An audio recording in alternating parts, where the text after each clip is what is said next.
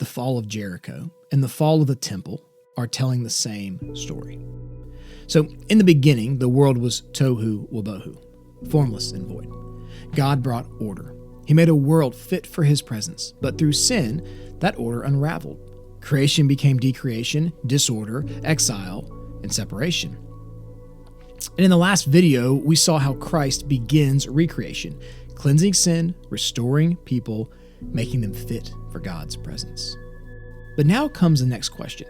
What happens when God's presence doesn't stay in one place, but instead begins to spread out? Well, we need to take a look at the Old Testament to understand this.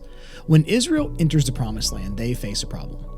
Jericho, a big, fortified city, a giant barrier standing between them and the land that God had promised their fathers. And what happens?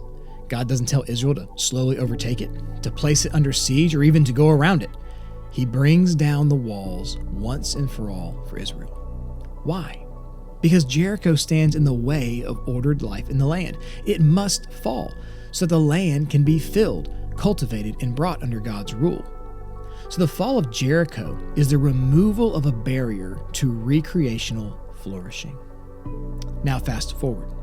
God dwells with his people, but he is in the temple behind the veil, and this is good. It's a restored Eden in miniature, a place of order, sacrifice, and presence.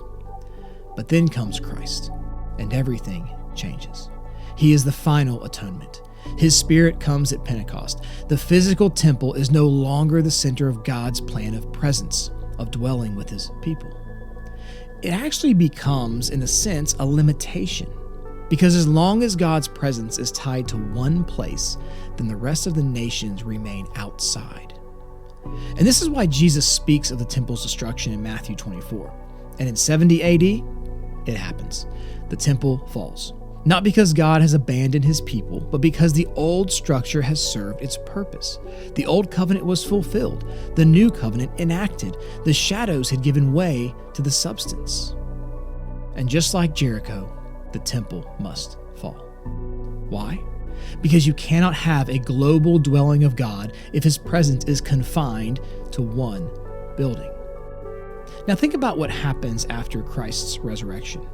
In Acts 1:8, Jesus says, "But you will receive power when the Holy Spirit has come upon you. And you will be my witnesses in Jerusalem and in Judea and Samaria and to the ends of the earth." And then Pentecost occurs. Languages are understood. Nations are gathered. The Spirit comes down. Now what's happening here? You see, the presence of God is no longer centralized. The veil is torn. Christ has released his Spirit. God's presence is distributed not in a building, but in a people. This is the reversal of tohu wabohu. Where there was disorder, God brings order. Where there was exile, God brings presence. Where there was chaos, God forms a people and then sends them out. In the Old Testament, God's people inherit a land. In the New Testament, God's people are sent to the ends of the earth. The land was never the goal. It was only the down payment of something far, far greater. Jericho falls so Israel can enter the land. The temple falls so the world can become God's dwelling. The goal was never one city. It has always been creation restored.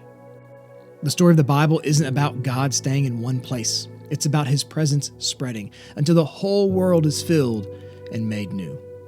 Jericho falls, the temple falls, and the people go out, bringing order into chaos, bringing life into death, and bringing the presence of God into a world still marked by tohu wabohu.